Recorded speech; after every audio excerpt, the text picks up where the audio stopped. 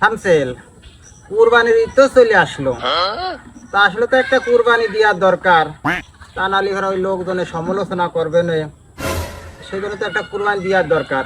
তা তুমি কি দেখি বলো? মানে বুঝলাম না আব্বা, তোমার কি মাথা মতো খারাপ হয়ে গেছে নাই?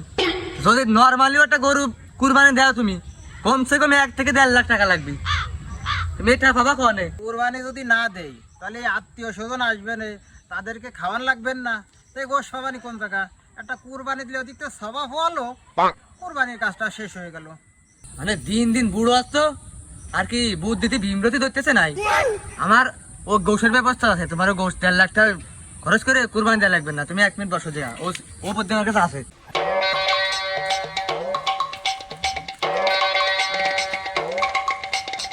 এমন দেখ তো, সামসেল বাড়ির ভিতর গেল 1 ঘন্টায় গেল, ওর খবর নাই, আমি বসে রয়েছি, ওরে ট্রান্সফার করতে পার না?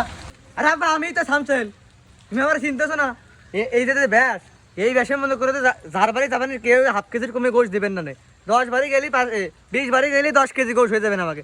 আর তুমি 1.5 লাখ টাকা খরচ করে, মানে 1.5 লাখ টাকা খরচ করে উনি আমাকে ভবিষ্যৎ নষ্ট করে কুরবানি দিবি? শালা পাগল।